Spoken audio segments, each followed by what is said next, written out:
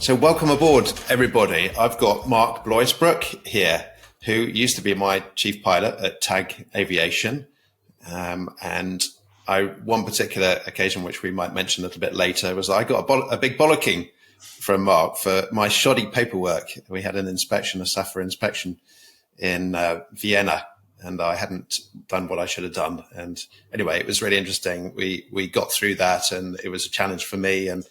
And we ended up sitting on a CRM course fairly shortly after, a human factors course. And I remember turning up about 90 minutes late for it, not knowing he was going to be on the course. And there was one seat next to you there, Mark. And I sat down and I thought, oh my God, come on, I'm trying to impress here. But we had a very good CRM course, and it went well now. But Mark has just the most incredible CV, and I'm going to let you launch in a sec, but it starts from the 70s, PPL in the 70s, all the way through now. He's been a chief pilot, a TRI and a TRE, an examiner as well as an instructor, still flying a Falcon, still flying the fun stuff as well, and very much into the whole idea about human factors and CRM. And I think this is going to be an absolutely fantastic conversation. Mark is also an author, has released a book as well, which we're going to hear about, and his humility is something that's really strikes me, and he talks about his mistakes and how he's learned and how we can all learn from that. So welcome, Mark. Thanks, Ben. I must admit that whole episode with the paperwork and you arriving late for the CRM course, I kind of forgotten actually, so you need to have brought that up. Well, it just goes to show emotionally it was a big thing for me. For you, it was just probably, I was probably one of a million pilots who did the same thing. Don't hold it against me. No, absolutely. So just give us a little bit of a background. I mentioned the fact that you got your PPL in the 70s, but it really is an impressive CV. Well, thank you. I'm not sure it is, but thanks for inviting me on the podcast. I'm really delighted to chat to you. So, I got my PPL. I've spent most of the 70s working in the oil industry, in the North Sea predominantly. And I was on a production platform, I think it was the Brent Bravo from memory, and just walking down the corridor in the accommodation block. And I saw a copy of Pilot magazine that had been discarded by somebody in one of the waste bins. So I fished it out and I looked at it and I thought, wow, this looks brilliant. I'd never even sort of thought about flying up until that point. So I fished this magazine out, started reading it. In fact, I read it avidly from cover to cover. And then when I got back hit the beach, as we used to say, got back to Brighton where I was living, I decided to track down the nearest flying club and find out how to get a license. So I went to Shoreham Airport, went to the first flying club I found, which was Tag Aviation, run by the legendary Toon, this Indian gentleman who's a complete legend, and started flying at that flying club, mostly with Toon, in 1976. So those who can remember, that was a fantastic summer. It was beautiful weather the whole sort of 4 or 5 months. So I was able to crack on with the PPL. And luckily, working in the North Sea, I was reasonably well paid, so money for me, luckily, wasn't a problem then. So I cracked on, got the PPL, and went back to sea.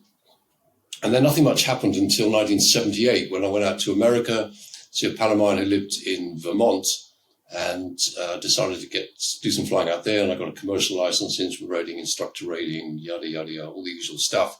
And my intention was to stay out there because I really enjoyed the environment. But it didn't work out, so I came back to the UK, converted, because at this stage I realised that this was my path, flying. Converted to a UK instructor rating and worked at White Waltham in 1979 as an instructor. So that was my sort of path into flying for a living, such as it was. As I recall, at the flying club, I got paid £2 an hour for the first 20 hours of instruction. It was kind of graduate. I mean, it was terrible even then. I mean, just dreadful pay. £3 an hour for the next block of hours, and then £4. If you worked your socks off, you could make £5 an hour, which is all spent in the pub. Wow. So, yes, so that was that. Did a year instructing, which I enjoyed, and then got a job, first proper job, commercially, if you like, flying for an air taxi company in January 1980. So I got a break, which was fantastic, and spent a couple of years with them flying. A couple of Barons. They had a Beach 55, Beach 58, and also Golden Eagle. So I started off on the Barons, then moved on to Golden Eagle, flew for them for a couple of years. Then I was made redundant because things, a bit of a turn down in the economy then. Then I joined various other companies. I went to go to the whole list, but flying predominantly sort of night mail and stuff like that, medevac stuff, night mail, Titans, Navajos, Barons, all the light twins. Challenging stuff. I mean, yeah, and I think it's a great apprenticeship, if you like, really, because you learn fast. Single crew IMC in Europe is pretty hard work, and you're flying normally fairly clapped out aeroplanes that are not the greatest performers in all kinds of weather. So I think it's a great learning environment. And then I got on to King Airs, and then into jet equipment, Learjets, Hawkers, and then into the airlines. And 11 years with, I say DHL for simplicity, but actually it was a company that contracted to DHL, contracted to French Post, contracted to FedEx. That's what we did. Flying 727s and then the wide-body A300, which I enjoyed a lot. It was very, very good. Mostly around Europe, into the Middle East occasionally. And then I decided it's time to get out of that, because as much as I enjoyed the work, flying nights actually is exhausting. And after 10 years of that, I found that I couldn't really sleep at work and I couldn't sleep at home. And I was, you don't know which way's up. It's not very healthy. Yeah. So I decided to get out. I got a break. A pal of mine put me in touch with some guys who were flying a G5, Gulfstream G5 for BP. So I flew with that for a couple of years. And then the aircraft was sold, sadly, and I joined Tag in 2008, which is where our paths crossed. Yeah. And you started, this is the thing, 1976, I was 5 years old, I think it was, and I put myself in the top bracket. Now I've gone beyond the 50 mark, so there's quite a few years in between. Was it 22 or something, something like that, I can't remember now. But I was quite young as well. But it's funny how how life literally just discarded this magazine in this waste bin on this production platform, and just that one act kind of was the butterfly effect, if you like, that kind of got me going into flying. It's weird, isn't it? Yeah. Well, actually, there's a similar story to me, because I was 25, trained as a property surveyor, struggled with school, didn't think I was intelligent enough. I think I've repeated that on the podcast a number of times, and hit the 25-year-old stage of thinking, what do I want to do? And I'd hit a real low point in not getting into the Royal Institution of Chartered Surveyors, failing my interview. I suppose it was like a mini breakdown. And I picked up this brochure at a friend of mine's house, and that was it. Light bulb moment. 4 months later, I was on an aeroplane to the States, and that was 27 years ago. So very similar. Actually, when I think there's a great idea, isn't it, is that when you get that spark of passion, it's incredibly powerful. I think about it in terms of us putting those power levers forward on the runway. It's just the sense of exhilaration is just incredible. It's very fortunate. But I think a lot of people say, well, I don't know what my passion is, because they haven't gone out and they haven't picked up the magazines and they haven't gone out and experienced and gone outside and just done something. I think it's very easy not to get into that. But what I find really, talking about passion, really interesting now is because you're mid-60s now and still very much into it after well over 40 years of being in the game, very much enjoying yourself, still flying a Falcon 7X now. Mm-hmm. I do. I love it. I love the industry. It's something that's, it's funny. I think in the corporate world, you find guys who are quite happy to go on, because it's a fantastic job, but it's a very privileged job. I mean, can't say it doesn't have its challenges. Of course it does. But most guys are happy to continue flying because they enjoy it. Whereas you speak to guys in the airlines, most of them just can't wait to quit, which I think is sad, because it's almost like they had the enthusiasm once and it's gone. And I find that I think it's quite sad. Most guys I speak to in the major airlines just can't wait to quit. Funds being kind of beaten out of them, which I think is a shame. No, I'm exactly the same with you. I think plenty of people I started with 25 years ago I think the telltale sign is, would you encourage your children to do the same? And when they say no, I wouldn't, because things are different and all the rest of it. But I actually think that's much more to do with the fact that it's very easy to stay in an airline because you get the seniority, and then the pay is good, the pension is good, the roster is good, you can choose your holidays and things like that. But of course, that's just staying in the comfort zone, and I think that can be very detrimental in terms of passion. And actually, I think so. Yeah. And lack of variety, really. I mean, I think we're very fortunate. We link very bizarre city pairs sometimes, don't we? Things that airlines would never do. You know, I was thinking one a few years ago, I went from Bordeaux to Halifax, Nova Scotia. I mean, that's a weird route, but you link city pairs that most guys would never do. And also visit places that most guys, I'm not, without, making a meal of it, I've totted up on one sort of wet Friday afternoon in my logbook how many airports I've visited, and it's like 652. So that's a lot of airports around the world.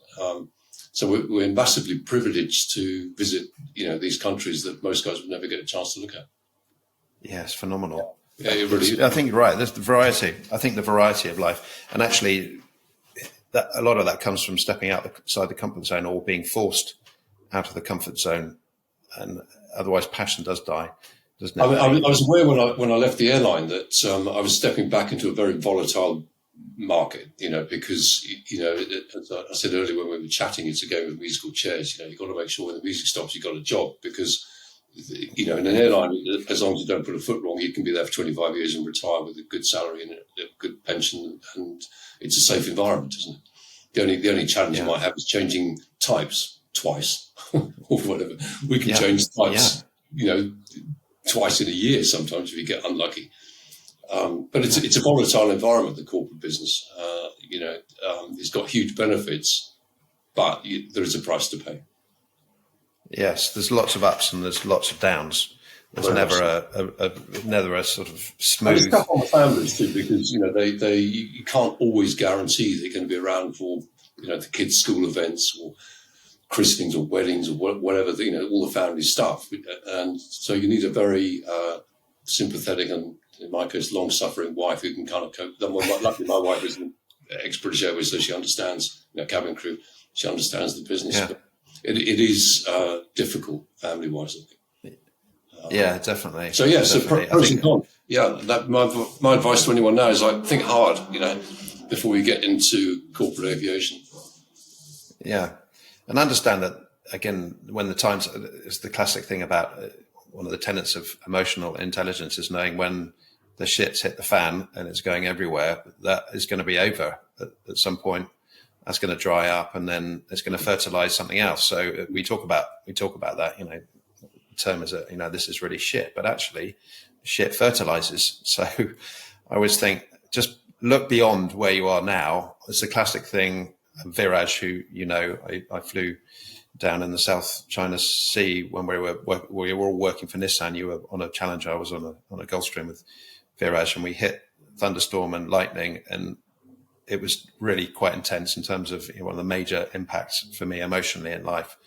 But the contrast with the incredible sunrise on the other side was just phenomenal. That beautiful. It was 6 o'clock, 7 o'clock in the morning when we got through all the turbulence of the lightning, and we saw this just phenomenal cloud rising and beautiful over Indonesia. It was wonderful. But that's the point, isn't it? And I think this in our industry is that it can be, we get to do things like that. We get to sit on the ground for days and days on end to see these incredible places. In the airline, you don't tend to do that these days. So it's just a machine. And that's a good question. Why did you got out of the nighttime flying with DHL, I understand that, but you could very well have gone to a very established, you could have tried BA or Britannia or Thomson, who I used to work for. Why did you decide not to do that? It's a good question. And it just didn't appeal, really. I think, cargo flying in an airline environment is probably as good as it gets, because it's, you haven't got the kind of aggravation of passengers and baggage and all that stuff. I mean, having said that, they're rigorous timekeepers. I mean, if you don't push back within as far as I recall with FedEx and DHL and all the big guys, if you don't push back within 2 minutes of the allotted time, they won't pay for that sector. I mean, they will hammer the provider. In this case, we were a company that contracted to lots of different people. They can't control when you arrive at the destination, but they can definitely control when you leave. So it's a pretty slick operation because the logistics are enormous. You can imagine. I mean, incredible setups. So it's a challenging environment, and it's also there's not many airlines where you could do 4 sectors a night in a wide body jet. I mean, that just doesn't happen, does it? No. It's quite unique flying. Yes. The A300 is a big old beast, and sort of throwing that around the sky 4 times a night is unusual, and it's different, and I enjoyed that aspect of it. The thing that actually kills you is the night flying. Yeah, and I'm a bit of a night owl. I can stay up all night, but even then, it kind of got to me. So yes, I went back to my first love, which is actually flying corporate jets. That's what I like to do. Yeah. That was a similar route to me. I started in the corporate world, wanted to tick the box of the airline thing. Enjoyed it. It was a good experience. Did the long haul, short haul. I did some good tours in Indonesia for the Hajj, and had an amazing time down there. But it was just that feeling of, I think, for me, classic thing is, I felt just like a number for the airline. There was very much them against us in terms of management. It wasn't an inclusive thing. We were there to bloody well get on and do the job. Whereas I think in our industry here, we are representing every level of the people that we work with. So we are looking after billionaires, VIPs. We're dealing very much with the fuelers and the cleaners and the maintenance people. I mean, we get that really inclusive level, and that's the thing I really enjoy, that whole team ethic. But it does add so many different layers of potential problem. But then when we get it right, the sense of satisfaction is brilliant. Classic thing, played a lot of sports in my life. An early coach of mine said, the value of a team is really, it's way more than the sum of its individual parts. When you've got good leadership, when you get people coming together, the value of it is so much greater. And that's what I always think when times are difficult in our industry here. So I'm prepared, probably like you, I'm prepared to hit those low points, knowing that there's going to be an incredible point of sitting in Sydney for 3 days or climbing a mountain. I was in Aspen pretty much for 2 weeks on a tour last week. I climbed a mountain every morning. It was incredible. Well, you spin a lot of plates in this business. And I think that's the thing I missed, was the lack of challenge. The only decision I really had to make, or we had to make as a crew in the airline, was where we're going to go for lunch. You have set fuel figures, set routes. None of it's very difficult, let's be honest. So the big question was where we're going for lunch, because obviously we was kind of sleep in the morning, go for lunch, sleep in the afternoon, then go back to work. And that kind of involvement is something that I really missed. I mean, in the corporate world, flying the jet is a given. You don't even think about it. You just do it, right? We're all doing the job. It's all the other stuff, which is like 90%, as you say, like juggling, the slots, the catering, the refuelers, the cleaners, this, that, the other, getting it all to work. And when it works well, it's and it all comes together, and you do a really good job and everything, because the passengers don't know. It's the classic, swan with the paddling feet, isn't it? They don't know what's going on behind the scenes, and they don't need to know, and they shouldn't know. But it's really gratifying when it all comes together and you think, crack that one. That was a really good day, because we got it all against all the odds. We managed to pull the wool over their eyes and get the job done. They never knew any different. And I find that I get a kick out of that, and that's what I missed in the airline, to be perfectly honest. Yeah, you and me are the same. I absolutely on that. And thinking about the time that you've been in the industry, in terms of that inclusivity, the way we interact with each other, you're very much been involved in CRM, cockpit resource management, for those who aren't particularly aviation orientated. But it's human factors, really, and it's a very different place from the 70s, as we were talking about before. Even the last 10 or 15 years I've known in the industry is very different. The gradient, the gradient from being the big boss and being the junior is shallowed out massively in the last few years, isn't it? I mean, how do you think we could talk about this for hours, couldn't we? But what do you think? I think the impact of CRM, which at first was kind of poo-pooed a little bit. I remember when it was introduced in the UK, because United started in 1982 or something, didn't they? I mean, they were the pioneers of CRM.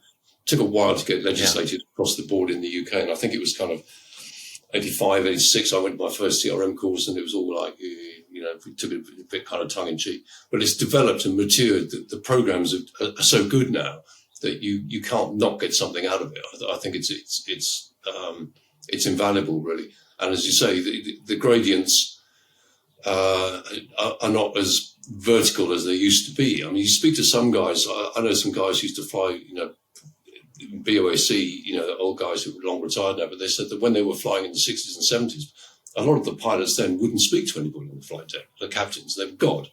And you have to almost pass them a note to request something. It was, and these were ex-bomber pilots. 20 years previously, they've been flying Lancasters. It's like, it's a completely different environment. And it was a kind of an atmosphere of fear on the flight deck. Yes. That's gone. I don't think that exists anywhere. Well, certainly in the Western world, it just doesn't exist. I think that where it does get complex in our business, though, is we often fly co-captains. So, and that can cause other problems, because we're all old enough and ugly enough not to worry what seat we sit in, but it's slightly uneasy arrangement, I think, because you want to help out, but you don't want to think that you're treading on their toes. And the grading can be a little bit too level, I think, in corporate aviation. Flying captain, first officer is always ideal, I think. Captain is fine, but it takes a bit of handling. Do you find the same? I think you're right. Do you find, you fly co-captain, I'm sure. Do you find the same? I mean, obviously one guy is nominated to run the show, and that's fine. But sometimes you think, I could suggest that, but I don't want to be seen to be treading on his toes. Do you know what I mean? Yeah, I do completely. And I think that really depends on the whole concept of the ego, which we talked about before, and is very much the case. Us blokes do suffer. Well, we all suffer from an ego, but traditionally blokes aren't allowed to be wrong. You've got to go out there and you've got to kill the beast, and you've got to survive the war. So you had to absolutely go out there, be ultra competitive. And if somebody got left behind, we didn't have the luxury of picking them up and supporting them. But for me, I've found that a lot, actually, interestingly, that the co-captain thing can be a real challenge. The last couple of operations I've joined, I've actually been very experienced on the Gulfstream level in this business, with managers senior to me who and co-captains who haven't had the experience, and I'm sure they would argue it's my personality, but it seems to be like a common thread that triggers a sense of uncertainty or a sense of inadequacy, perhaps, in the other person, and that can be played out in very much a defensive thing of trying to prove, perform, please, perfect, all the P's that I call them, which includes pointing out where I've gone wrong, for example. So I suppose the answer to the question is that I have played the slight dumb pilot a little bit on a number of occasions in the last few years, because of that need for the co-captain to prove themselves and develop the level of experience, or try and come across as having the level of experience that they didn't have. So it's been a real challenge for me. So I've gone from the junior co-pilot of wanting to know all the books and knowing everything, thinking, actually, I think it's pointless for me to know everything and be perfect at everything. I'm just going to sit back there, and if they think I'm some aging old washed up pilot, then that's the way it's going to be. I know that I can jump in when I need to. So I think you're absolutely right. It's a real challenge in our industry. Mm-hmm. Yeah. As I say, most guys cope with it very well, but I think we're all conscious of the fact that you don't want to tread on somebody else's toes, essentially. Yeah. So, but that aside, I think I wouldn't swap it for the world. I think it's great. Yeah. No, I think you're right. Actually, we were talking about the difference between the introvert and the extrovert, and you pointed out very much, and that kind of brings this thing in, doesn't it? Is that we're sitting next to each other. We don't want to upset the other person. We're in a very claustrophobic environment, sat there for hours and hours and hours. A lot of boredom in the potential boredom. I never get bored, but there's a lot of boredom in the crews. We're tired. We're under pressure, and yeah, we're not traditionally extroverts. Actually, people think we're extroverts, but we're not particularly, are we? No, we were chatting about that earlier, weren't we? The public perception is, I suppose, from, I don't know, Blackadder or whatever, World War II fighter pilot movies or something. We're all fierce, willing extroverts in aviation, which is nothing could be further from the truth. I think we're actually quite reticent in coming forward naturally, partly because no one wants to be known as a smart aleck, but also because I think we're thinkers rather than doers a lot of the time. We were saying previously, that if you get a bunch of pilots in a classroom and the instructor asks for a volunteer to do something, everybody puts their head down. It's like time and time again, at CRM courses or something, nobody wants to get involved. Yeah, you get a bunch of salesmen selling photocopier machines or something, guys who are driven and naturally extrovert, and they'll all be, I'll do it. There's a huge difference. The public think we're different to what we are. And I do feel sorry for guys who try to run courses and they're trying to. I'll tell you who are very good at this, actually, are people who do speed awareness courses. Not that I've done one, clearly, but these guys that I have. Yeah, done about 4, but those guys are absolutely brilliant at getting people involved, because everyone there definitely doesn't want to be there. You can just see it's written all over the faces. It's a day they're never going to get back in their lives, and they just don't want to be there. And the guys, the instructors, are very, very good at making sure you get involved. And that's a skill. I must say they're very good at that. Yeah, I think you're absolutely bang on. So how do we change that in our industry? How do we change from the natural introverted characters, as again, we were talking about earlier? You can understand why. We have to put an awful lot of work into becoming the pilot. We have to sit there and looking at manuals for hours and weeks and months. And we have to go back and analyze our own performance and just in such detail. So it is, I suppose, geared towards that introverted type thing. But how do we actually get more involved in the CRM? Because that's the big area of issue. It's very safe now. Technology is very safe in our industry. So it's not really the airplanes that let us down. It's ourselves that let us down. So how do we develop that ability to be a little bit more extrovert and to be able to communicate better in the flight, that actually listen? Yeah, listening 100%. We don't listen enough. I don't think anybody does, actually. In our business, I think people in general don't listen enough. But communication is the key, as they say. And I heard anecdotally that the Lufthansa, I think it was them, actually call their CRM courses communication, because that is basically it, isn't it? Communication is absolutely everything, and trying to get, especially in this business, we can fly with guys from different nationalities, and we certainly interact with people from different nationalities as we go to different airports in different countries. So you've got to be able to communicate in a very clear and unambiguous way without being condescending, and to make sure that they understand exactly what you're trying to, because you're not speaking their language, their primary language, that they actually get what you're trying to say. And that's a skill, actually, something I'm constantly trying to improve. And I think flying with guys from different nationalities is actually quite good for CRM, because you have to make that extra effort to get your message across.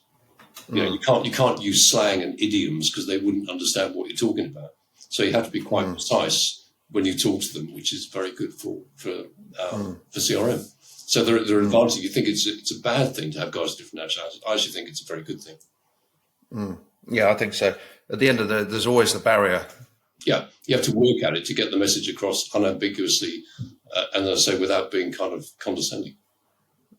Yeah, absolutely. And really, it's recognizing the barriers as an outset. The first thing to do with communication, the thing that stops us is the barriers. And what is it? Actually, it could be, we could put it down as being the fact that we're from a different country or we're from a different town. You can break that down, but at the end of the day, it's to do with a lack of emotional understanding. I think this is where I go back to my basic core elements of health: emotional, spiritual, physical, and mental.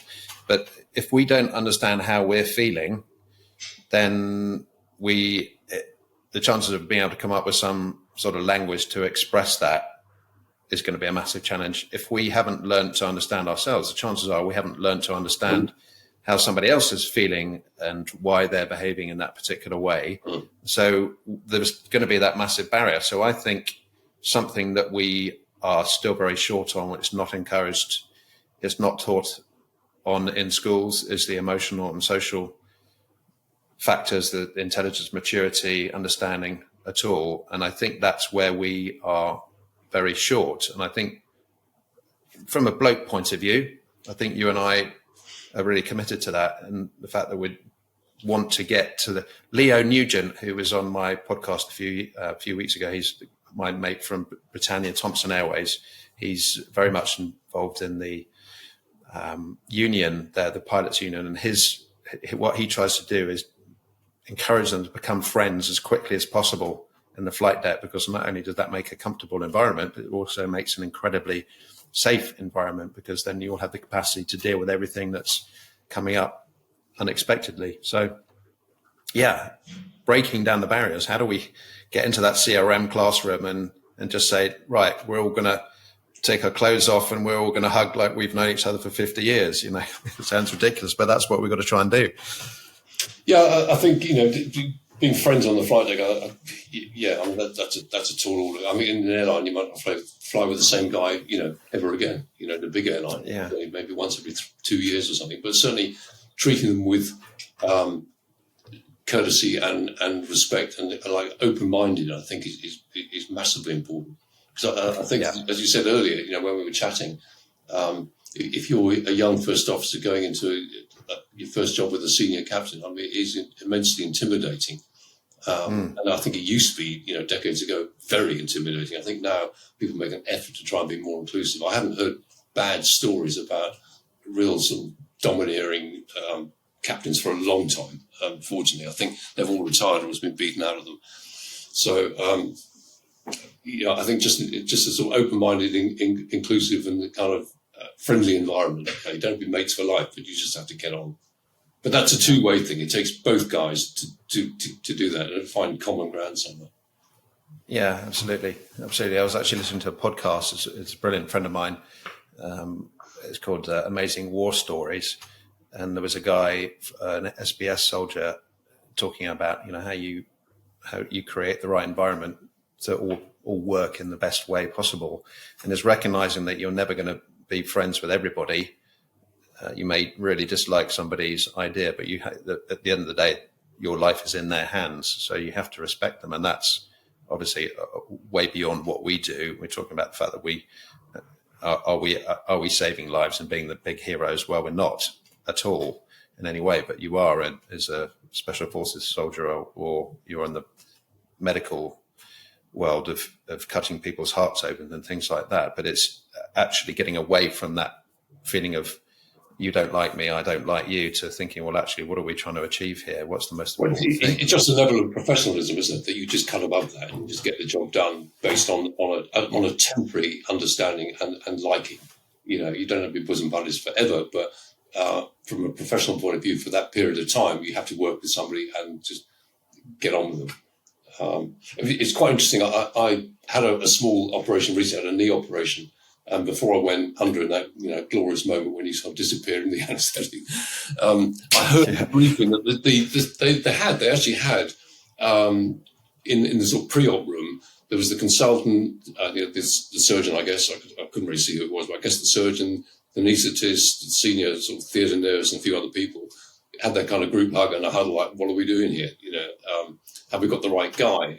What's the operation? Okay, it's a partial knee replacement on the right knee, and who's going to do what? What's your job? What's your task? What are you going to oversee? And all the stuff that we do in an aeroplane, they were doing pre-op. Now that's can't say that's new. It's been around for a few years, but certainly that didn't happen 20 years ago. No. The surgeon was God. I mean, which I can kind of understand because in my eyes they are God, but they acted like God, and it was a terrifying environment apparently. And you can probably correct me, but who was the chap whose wife died tragically in a very simple operation? Do you remember when they messed up anaesthetic? And his mission is to push this whole thing through the NHS of kind of CRM or whatever the equivalent is in the medical world. Did some great work on it because he was appalled at how this junior nurse in the operation room didn't feel able to speak up when she saw things going wrong. Do you remember the incident? I do remember it, yeah, because Matthew Syed talks about it in Black Box Thinking, which is a brilliant book, isn't it? The whole idea that, you've got to be, in a way. Actually, I remember another friend of mine who's going to come on the podcast in his 70s now. He was a Buccaneer pilot on the Ark Royal. Yeah. And he told me when he was a youngster, he went to a party and someone said to him, "You've got such a bloody ego." I think he was 19. He'd become a fast jet pilot at 19. And he just said, that's what kept us alive. At that age, we were made to feel as though we were, king of the pin, and we had to go out there. And I think that probably is still the same. And it was very attritional, wasn't it, in those days, particularly in the 70s, fast jet flying. And I suppose not safer now, but when you're cutting people's hearts open, you've got to think, I'm Billy Big Bollocks, because I can't doubt myself. Otherwise, imposter syndrome comes in and hands start to shake and things like that.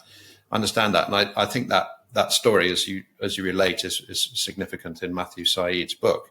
And you started in the 70s when a lot of aeroplanes went down, when commercial aviation started to really to bloom, and a lot of aeroplanes went down, and they introduced the black box, so the data monitoring and the voice monitoring, and being able to reflect on the mistakes openly and honestly. But how do you? In everything that we do, you can assume that, a God of whoever we manifest is listening to everything that we're doing and recording everything we're doing. That's effectively what's happening in our industry. But it also, if you've got good leadership, and encourage people to say, listen, we don't want to go and find in that black box a conversation that you had and you could have told us before because of a feeling of shame. Good leadership would just say, you're going to make mistakes. We're human beings, for Christ's sake. That's how we learn. That's how we now fly incredibly safe aeroplanes, because mistakes have been made engineering-wise and design-wise and pilot-wise. So encouraging people to think making mistakes is absolutely normal. Let's work out how we can learn from something. I do a lot of analysis of airline crashes just out of interest. I listen to a lot of podcasts and a lot of YouTube stuff, and I kind of glean what I can out of it. And there's a podcast around, I think it's called Plane. I hate to promote somebody else's podcast on your podcast, but I think it's called... No, go for it. I think it's anything that helps. Plane Crash Podcast or something. Anyway, it's about a guy, I think it's what it's called. And it's very, very good, because it's about a guy who knows nothing about aviation, but he's got a fear of flying. And the reason he does this podcast is to find out, or look at accidents that happened, and then the most important thing is, what did industry learn from that accident that has made airline flying safer? That's the point. Not just like analysing, they did that wrong and they crashed, but what did the industry learn out of that crash? Because it's the tombstone imperative, isn't it? You only get legislation because of previous accidents. Otherwise, the airlines wouldn't do it because it costs money. They're not going to do it. What they're like. So it's only when accidents happen and they think, well, if they'd had smoke hoods, if they'd had emergency exit lighting, if they had X, Y, Z, that might not have happened. That's how the industry learns. And that's the point of his podcast. And I think it's a very, very good one. I've learned some interesting stuff out of that. Because if you think about it now, aircraft crashes are major news because they never happen. Virtually never happen. I think IATA came out with some stuff recently. Like last year was one of the safest years on record for commercial scheduled traffic. You'd have to fly once a day for 103,000 years to be involved in a fatal accident. That is statistically insane. Wow. It's such a safe form of transport now that it's almost, beyond statistical relevance. So when something does crash, it's a major news item, whereas in the 80s, they were crashing all the time. Not necessarily because of human factors, but because the safety features we have on aircraft now are so good that it's become incredibly safe. I think that's bang on, and sadly, well, fortunately for us, people have lost their lives. For us to be in an incredible industry, to have these amazing opportunities to fly around the world and do something that most people would dream about doing, we are incredibly fortunate. And that's going back to what we were talking about at the beginning, is that the long-time airline pilots who can't wait to retire. And you think, well, you put all that effort in, all that passion went through all that struggle early on, and it's gone. And I think that is very sad. And the fact that you're doing something now that people have died for. So again, it's gratitude. We talked about that earlier, didn't it? Is that now social media is very much geared towards being, well, a lack of resilience. People are struggling. Talk about the suicide rate, and people are finding lack of purpose. In the old days, again, we talked about it earlier, the fact that you had to work bloody hard just to survive. It's only a very recent thing. There's a very luxurious position we've been in the last 20, 30, 40, 50 years. All the food on the table, medicine is there, middle class life, even working class life, the benefits are there for us, and it's leading to a lack of purpose and resilience. So in our world, going back to the fact that our aeroplanes are very safe, the extra level now is how do we become that much more efficient and enjoy it that much more? And you were talking about gratitude, weren't you, earlier? Yeah, I think, we tend to lose sight of the fact that, in years before, generations before, life was pretty short and pretty brutal, and you died, either of disease or even of childbirth sometimes, things, it's probably why religion played such a major part in people's lives and it doesn't now, is because, life was short and uncertain. Whereas now life expectancy is so great and health is great and food is on the table and we're not at war and all the rest of it. We for the last, post-war, I suppose, have lived in an era that's unheard of in human history. I mean, literally. Yeah. If you go back, thousands of years, there's never been a period globally where you've lived in better times. And I think people lose sight of that. They get so wrapped up in their own little sort of rabbit hole of whatever, that they can't see the big picture, that actually life is pretty good. And it's not, you can't say, they can't say that I don't know what it was like before because I never lived there, but you've only got to use common sense to see that life was pretty bad for most people, most of the time, for countless generations. And that's not the way it is now. I think, gratitude for the times that we live in wouldn't come amiss. I think you're right. That's not to belittle some guys who do have genuine issues and genuine mental health and all the rest of it, but for the bulk of people, the majority of people, they should just really realise that this is actually pretty good. Yeah, I think you're right. Yes, the whole purpose of life was to survive in the old days. Now we have that luxury, and we talk about passions.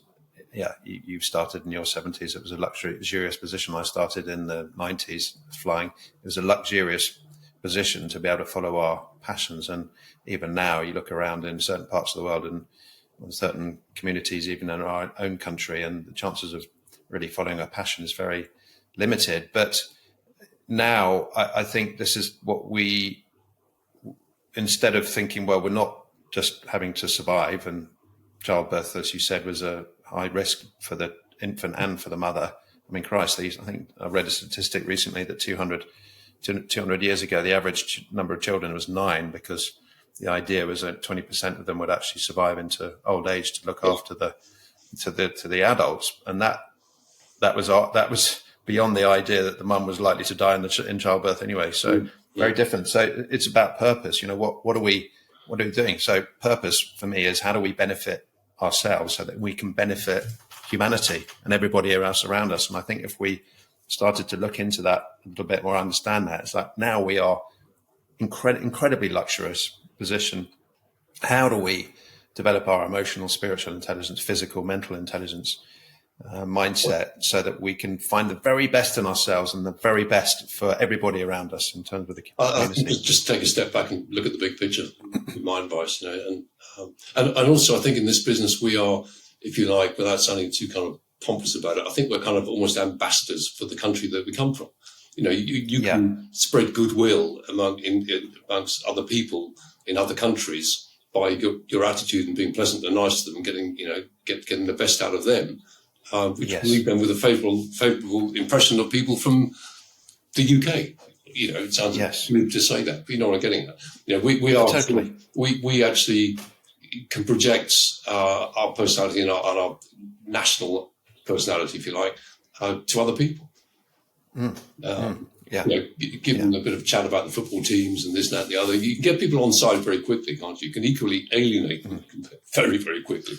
sometimes unintentionally, or just being a bit short with them because you're tired, can happen as well. But, you are, in a way, an ambassador, which is another privilege, isn't it? Let's be frank. It is. I love that concept. And effectively, it's the understanding of responsibility is that with great, I think it's the Marvel movies, with great responsibility comes great power. But with great power comes great responsibility. And we are effectively in a powerful position. We need to take responsibility for that and be great ambassadors. And I think it comes back to that. How do you make, like when you're talking about the CRM course, standing there and trying to get everybody involved, is how do you make, the answer for me is how do you encourage other people to feel comfortable about themselves, feel less insecure around us or insecure in their own position. And that takes a lot of understanding to create that comfort from somebody, because as we know, we're encouraged to be leaders, of course, in our industry. Is the best way to get things out of people is to make them feel comfortable and relaxed, and then everything starts to fire. Everything starts to fire because you come out of emergency mode. Everything is streamlined. Beautiful aeroplane. I think of it the same concept. Everything is just synced in together. It's just incredible. And to encourage, find ways for us to feel comfortable, and then the people around us is, I think, the secret to life. It's funny on CRM courses, you see that in an hours of microcosm, if you like, because as I say, they start off with everybody looking glum and not really knowing how to get involved and not want to make a fool of themselves and not want to volunteer or anything. By the end of the hours course, they're all best mates. Yeah. Have you noticed? Yeah. Everyone's chatting away. Yeah. Oh, great, this, that, and the other. What airplane do you want, or where you're based, and who you're flying with, all that stuff. Whereas 45 minutes to an hour before, they were barely talking to each other. Yeah. That's just like an example of where people can, with a little bit of prodding and encouragement, actually communicate and chat and get on. Yes. Yeah, absolutely. And for me, I think it comes down to understanding both sides of our personality makeup, i.e. we may have a male body, but we also have a feminine side. So the male characteristic is generally represented, I suppose, in spirituality, something, the aggressive sun that's beating down. The female side is much more the sort of pacifying, encouraging lunar side, i.e. empathetic and compassionate, and we're assertive and going forward. But understanding both sides so that we can read the situation effectively. Sometimes we need to be assertive and really enthusiastic to get things done and pushy, and sometimes we need to hold back and just say, are you feeling okay? And are we feeling okay? And put an arm around each other. Actually, it's interesting because your mate, Simona Moorcroft, my mate as well, who you used to fly with, I was up supporting her in a course she was doing up in Cambridge recently. Yeah. It was on voice and communication, and she did it brilliantly. So she's done a master's in voice and communication, having been on high level stage and worked in the VIP flying world as well. And she had a bunch of 16-year-old Chinese students come over, and culturally, as you talked about, I was watching from the sidelines, and they were sat there all notebooks and hands across and very polite. What are you going to tell us? What lecture are we going to have now? And she basically said, right, put everything down, take your shoes and your socks off, and come and hold hands around in a group. And they were all, oh God, it was like emotional hijack. They couldn't, and the blokes and the boys, bless their hearts, to hold a girl's hand there was hilarious. And I took some video of it. But she got everybody to hold their hand, and then she started doing some humming, and then made them laugh. And then literally everybody just folded in her hands so quickly. And we did 3 days. It was an hour and a half, 2 hours, I think. And I played the guitar for her. What a Beautiful World at the end. And, there were hugs and the tears and just that feeling of inclusivity was just so powerful. Mm. Just that brilliance and breaking down the barriers, just absolutely. Yeah, well, Simona would be brilliant. I can see that working very well. Yeah, fantastic. So at the end of the day, we're all the same underneath, aren't we? We're all humans, culturally might be different, but we're all very, very similar. I mean, you peel back the layers, we're all very similar. Yeah,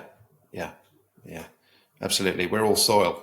My spiritual understanding is that we're all soil from the ground. We come up from a tiny nothing. We can't even see the egg and the sperm.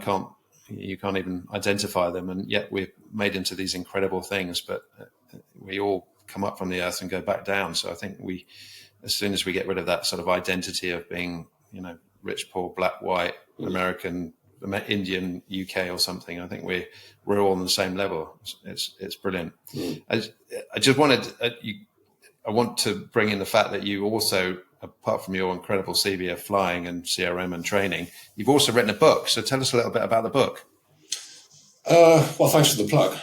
It's a book that I wrote for my family, essentially, during lockdown. I enjoy writing. People say I'm reasonably good at it. So I just sat down, and what I thought would be a fairly quick project turned into months, because these things take a lot longer than you think.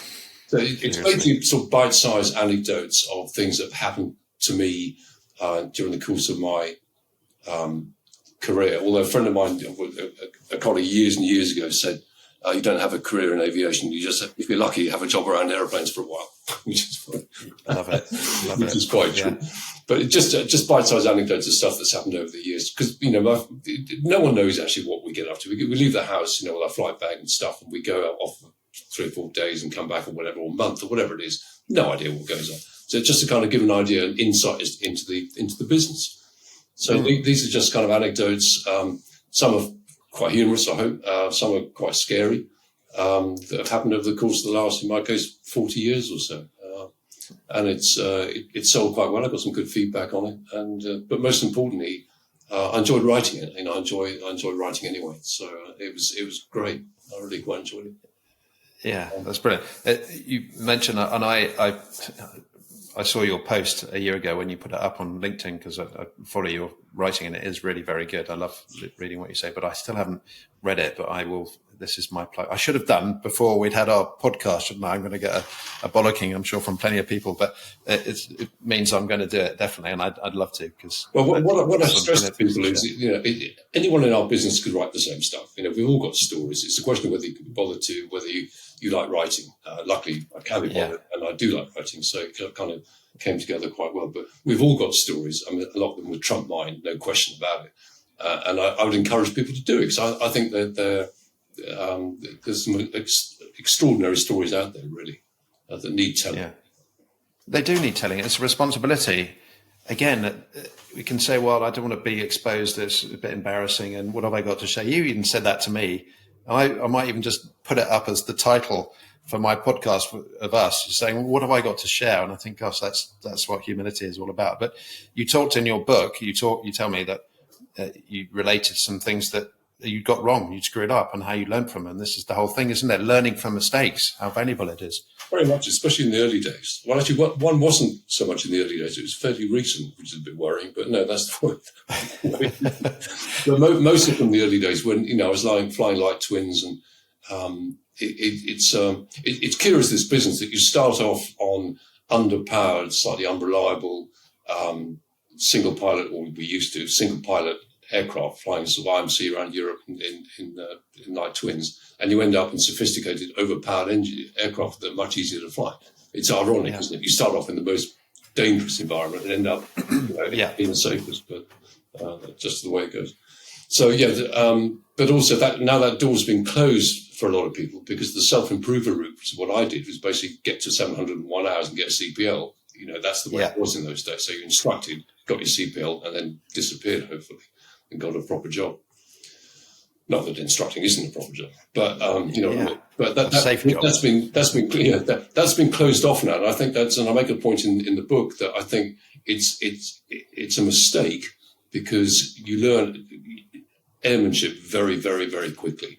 And I don't knock guys who work very hard and they get the right seat in EasyJet, 250 hours or whatever. Good luck to you. But I think there's a massive chunk of flying experience that's missing in that. And it's not, you sound like an old fogey when you say that, but I genuinely believe it's true, where you learn the hard way. It's like an apprenticeship, doing really shitty jobs in old aeroplanes, running the night mail or whatever it is. It's a tough environment, and you learn quickly. And I don't regret it at all. I would relive it any time. So I think again, it's grit and resilience, isn't it? That sort of I did similar stuff to you. I started out in that, and bloody hell, I learned about myself, and I learned actually, you're in a pretty bloody scary situation there, but you cracked on with it, and you came out. You found a creative way to come out of the situation. Didn't blame everybody else, and I think it's a great metaphor for life. You're the only person that can actually do something about that circumstance, and if we can bring that into life generally and just think, well, okay, if the world was going to come to an end and the decision I make now is all dependent on me coming up with a creative solution, I think we can learn to be much more resilient in life generally. But I think it goes back to what we were saying previously, that people aren't really prepared these days to do the hard graft and the apprenticeship in the way that they used to. They want instant promotion. They want instant... they haven't got the time or the patience. It probably comes down to patience, actually, to do the stuff that we used to do. They just want to go straight into a nice job, which is, I don't knock that, but I think it's sad. I think it's sad for their personal development. I think it's sad for their experience. I'm not just talking about flying. I'm talking about every walk of life. There has to be, people say it's like discriminatory that you be an apprentice and you get rubbish pay and you work all. No, it's not. It's part of life's development. It's part of a person's development that they go through that sort of thing to get where they want to be.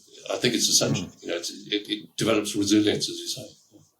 Yeah, definitely. And that's where we learn to be appreciative. If we've gone through the difficult times, if everything is just milky grey, you don't get the beautiful sunshine. But if you've got to have some serious storms hitting all over the place before you get what develops character is adversity. There's no question about that. And if you don't have that, if you live a kind of marshmallow life, then you don't actually have, your life's wasted. You don't develop and you don't contribute to the next generation. And I think that's where we're at a little bit these days, whereas previous generations, they would instill in the younger generation there's a kind of ethics because they've lived it. And now that's not happening so much. No, exactly. I think, again, and it's promoting now that we're not forced to step out of our comfort zone of literally surviving from one moment to the next, is actually making that decision to push ourselves out of our comfort zone into something a bit difficult, challenge ourselves, whether it be physically, whether it be mentally. Some extraordinary people who do incredible things because they do get themselves outside the comfort zone. I'm thinking of this chap recently, is it Russell Cook, who just run the whole length of Africa. Yeah, gosh, brilliant. There are some extraordinary people about who do these incredible things. The human spirit is still there, but I think for the bulk of people that doesn't happen. They're either not prepared to, or they don't have the opportunity to get out of their comfort zone. No, but actually he's a very good point, because he was suffering from mental health, as you pointed out. We all suffer from mental health, spiritual health, physical health, emotional health. It's just part of life. And he recognized what was going to be the creative solution to help him out of that. As well, he could sit there and eat McDonald's and watch Netflix and look at everybody else's life on social media thinking they're having a better time than me. And he decided, actually, I want to contribute something to humanity by finding the very best in myself. And he's raised $750,000. And of course, there will be far more yet to come. And he made that creative decision. Actually, if he could find the better side of him and push himself, then he was going to be of benefit to humanity as a whole. And I think that's a very strong message. No, very much so. But that seemed to come from him, from somewhere. It's almost like a moment of epiphany, the way he described it. Yeah. He said, what am I doing? I'm 27, he's a bit younger than 24. What am I doing in my life? I'm just wasting it. Nobody pushed him into it. Nobody suggested it, as far as I can make out. I may have got that wrong, but I think it just came as like a light bulb moment to him. What on earth am I doing? And then he does extraordinary things, which I think is incredible. What a guy. Absolutely. But it goes to show that I think we're all capable of it when we hit that low point. Incredible things. We're far tougher than we realise. And that's tragedy. I think people tend to sort of wallow a little bit in self-pity. The human spirit is immensely strong, and it's showing that people just don't pick up on that. No, I think that's, gosh, what a way to finish. It's so true. Believe in ourselves. We have so much. I know that when I was younger, I thought I wasn't capable of being a pilot, and I've done 27 years of it, and I didn't think I was capable of starting a podcast or go on YouTube and put myself out there. And I've done it just because I'm stepping outside the comfort zone, and I'm no special individual. I just know the benefit of pushing myself a little bit, and you do as well. So brilliant. What's the name of the book, and how do we find it? Well, it's called Life in a Tin because that's basically where we spend our life, I guess, in a kind of aluminium tin. So that's where the name came from. It's on Amazon, or I've actually got a little website, lifeinatin.com, where you can buy it through there as well, which is preferable because Amazon, being Amazon, I don't get a lot for it. No, but that's the easy way, because, if you wanted, but whatever, everybody wants to buy it, I'd be delighted. I've got a few copies there. So it's sold quite well, which actually surprised me. And I've been really heartened by the feedback because it wasn't done with that intention. But somebody said, why don't you publish it? And I thought, I can't really be bothered. I'll just do a few copies for the family. But I did, and I'm pleased I did, because I get good feedback, which is quite gratifying. Yeah, great. When you're benefiting people, that's the whole point. You're doing something, telling the story to inspire people to find ways out and find ways into brilliance of themselves. I think it's fantastic. So, and LinkedIn as well. You're just under your name, I think, in LinkedIn. Yeah, it's just me. Yeah, sure. Yeah. That's yeah. But thanks. It's great to chat. We could chat for hours, Ben, I'm sure. But it's been. I've enjoyed it. Thank you. And I think I'm going to catch up with the other guys you've had on previously. I think you've done 8 or 9 podcasts so far, as far as I can make it. And I'm going to catch up on all of those. I've listened to Heidi, who I know well. Are you going to get Simona on, or have you done her already? Simona's on. Yeah, she's actually. I went to see her in a play last night. She was one of the leading roles in a play up in the ADC Theatre in Cambridge. She was absolutely brilliant. Yeah. Once she's finished that off this week, we're going to have time. In fact, because she's quite close to me, we're going to sit down and do a face-to-face one. So she'll be fantastic as well. Great stuff. Yeah. Brilliant, Mark. Well, thank you very much again. And we need to hook up for a personal meet very soon as well, don't we? Anytime. Be great. But yeah, good stuff. All right, Mark. Take care. All right. Cheers, Ben. Cheers. Bye. So there we go. That was Mark Blois-Brooke, my ex-chief pilot from Tag for 10 years. I've always looked up to Mark. I definitely have put him on a pedestal. Certainly when I was there, I was a much younger chap, I just got my captaincy on Gulfstreams. And it was a big time in my life. And seeing somebody who had achieved so much in that senior position as well was I intimidated? I suppose I was to a certain extent. And when I got that letter from him, giving me a bollocking for putting in dodgy paperwork on a particular trip, which I'll talk about some other time. It was an uncomfortable feeling, but I had to go away and think, how do I deal with this creatively? First thing, of course, is to admit the fault. I'd made a mistake, and we managed to clear that through and found ourselves on a career resource management human factors course together shortly after, and it was my chance to step up and try to get into his good books, which I think I've managed to do. Hope you enjoyed the conversation. Mark's book is definitely worth reading. I've heard lots of the stories. In fact, he features on another podcast called Top Landing Gear. I'll put the link in that as well in the show notes. Love to hear your comments. As always, they're so valuable. They really are. I want this conversation to develop in terms of mindset and confidence, emotional understanding, spiritual understanding, the physical side as well, of course. So if you're interested in finding out a little bit more, you can navigate to my website, www.benthefleming.com.